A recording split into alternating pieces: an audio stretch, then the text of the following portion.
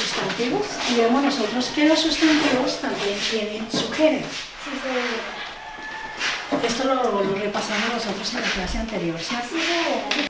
Yo llevo 42 años trabajando como docente. Cuando me preguntaban qué quiere ser en su vida, yo siempre decía, quiero ser profesora. Vine a abrir escuela en el Alizal y ahí llevo exactamente 15 años de trabajo con mi comunidad. Fuera del trabajo con los niños, me ha gustado también trabajando con los padres de familia y la comunidad en general. Logré organizar aquí en el Alizal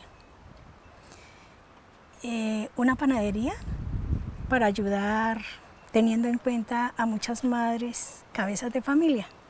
Formamos la panadería donde fabricábamos los diferentes productos de acuerdo como antiguamente, o sea, siguiendo todo el proceso de nuestra comunidad, esos panes deliciosos, almojábanas, mantecadas, todo lo que las señoras sabían hacer, pero ya lo hicimos de una manera en organización. Entonces, en ese proceso de lo de la panadería, solamente duré 4 años.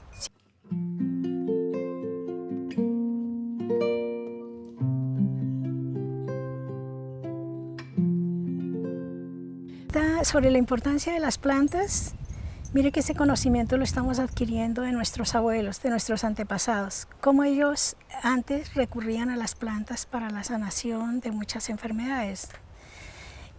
Acá nosotros encontramos, por ejemplo, lo de la urusca, una planta de acá de Guacamayas, que es muy buena para la digestión. Entonces, hay muchas plantas que ayudan para las enfermedades, para algunas dolencias, y así nos evitamos de poder estar consumiendo la medicina tanto químico, ¿no? Que sí tienen su importancia para algunas enfermedades, pero también sabemos de que afectan otros órganos, ¿no? Al principio nosotros comercializábamos así como independientemente. Por ejemplo, decíamos el escancés, que se utiliza para el corazón, circulación. Para nervios, entonces nosotros tenemos el cidrón, está el toronjil y está el perejil. O sea, comprobado que son muy efectivas. Tenemos también lo de la borraja, ¿no? Para lo de la tos. Nuestras personas mayores nos comentaban también sobre lo del tinto. Es una planta que ayuda mucho para el dolor de estómago y también, como es una planta tan fresca, ayuda a combatir o a bajar un poco lo de la fiebre. Para lo de la gripa, entonces se utiliza muchísimo, hay una planta que encuentra el granizo. Es un árbol de mayor altura y sus hojas son utilizadas para lo de la fiebre y también en mezclas, porque también se hicieron unas mezclas para la gripa. Entonces está una planta silvestre que es el totey, está el granizo, está la vinagrera, que también es abundante acá en nuestro municipio y también desde nuestros ancestros ellos también la utilizaban. Otra planta que es el platanito, que también lo encontramos como silvestre. Y se van formando estas mezclas y sale ya la fórmula o sale el paquetico en el cual nosotros se vende como plantas para la gripa. Hay para los nervios, hay para el corazón, hay para un sueño tranquilo. Las plantas también hay unas de flores, de frutas y flores. Esto lo estamos haciendo con nuestra comunidad, junto con la señora Amanda, que ha sido una gestora, una promotora acá en nuestro municipio, que ella nos ha ayudado muchísimo. Ese proyecto también lo desarrollé gracias a ella. La señora Amanda me llamó un día y me dijo que fuera a Alizal a una reunión. Entonces ahí fue donde la profesora Nubia nos inculcó las cosas y nos dijo cómo debemos de hacer. Entonces pues ya en la casa uno llegaba y ya cortaba las aromáticas, por lo menos aquí sacaba yo mejorana, toronjil, descansé, la aroma, la borraja y y siempre por ahí, siempre va uno a ver los animales y encuentra uno los mortiños. Pues ahí nos llamaban que bueno, que hierbas teníamos, que le lleváramos. Nosotras todo lo más secábamos, albahaca, limonaria, pronto alivio, la caña, la flor del naranjo, el tomate,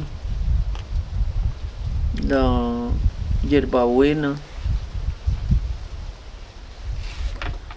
el laurel y el orégano. Entonces se hizo un inventario, se trató de hacer un inventario, pues no fue total, obvio, no, pero más o menos era como para dejar una evidencia de lo que había hasta ese momento, por lo menos para que las nuevas generaciones sepan que había una planta que se llamaba duende, que había otra que se llamaba lana de oveja, así ya en el momento no estén.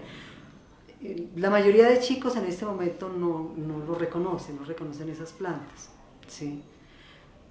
Sí, está documentado también, yo tengo el inventario de ese tiempo, y de ahí fue que se empezó a trabajar la parte de aromáticas de la Lizal.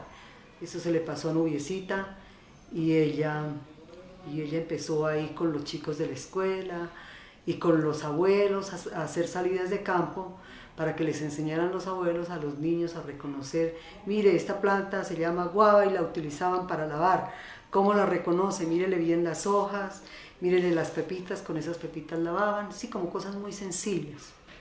Ha sido como una costumbre, yo lo veo también desde mi escuela, en las reuniones y todo, siempre son las señoras las que están pues al frente de sus hijos. Y también pues todos estos proyectos nosotros los hemos generado, tanto lo de la panadería como lo de las aromáticas. Lo hemos generado como para que ellas tengan lo que yo decía al comienzo, facilitarles un poquito lo de su economía. Y también porque teniendo uno sus cosas, uno como mujer, pues hay un poquito más de libertad, ¿sí? Aunque también el Alizal trabaja artesanía. En este momento, Aromáticas El Alizal está unido con lo de Café de mi Tierra. Café de mi Tierra es una empresa familiar. Ahí está pues mi esposo, están mis hijos. Todos llevamos el proceso, desde la semilla hasta la taza. Hemos querido que nuestra provincia de Gutiérrez pues se tomara un buen café. Y empezamos nosotros, como les digo, en la finca de Chichimita, porque el cultivo está en la vereda de Chichimita, de acá del municipio.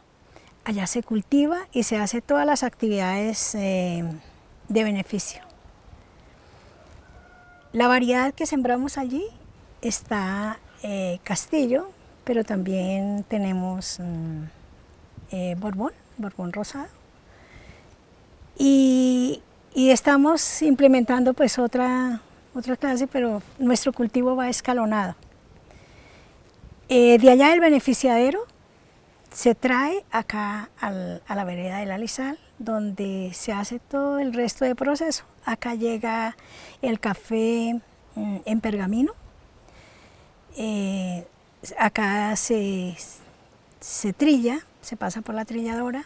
Hay un momento, una sección donde hay que escogerle, sobre todo cuando de pronto en la manera de cogerla, entonces ahí pasa un poquito verde. Según los estudios, porque hemos tenido también asesoría del barista y personas así que nos han asesorado, entonces ese café verde pues da un sabor un poco amargo, entonces nosotros tenemos que seleccionarlo, sacarle todas las impurezas, luego pasa al tostado, en la tostadora, entonces pasa lo de cocción y después entonces ya al molino, el cuarto de enfriamiento, empacado, y ya nosotros sacamos nuestro producto. De verdad, excelente calidad y 100% natural.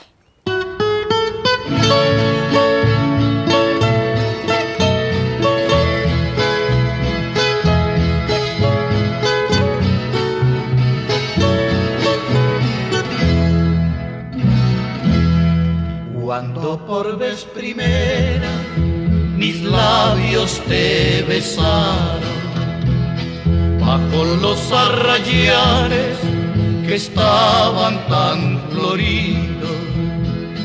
Unas aves volaban.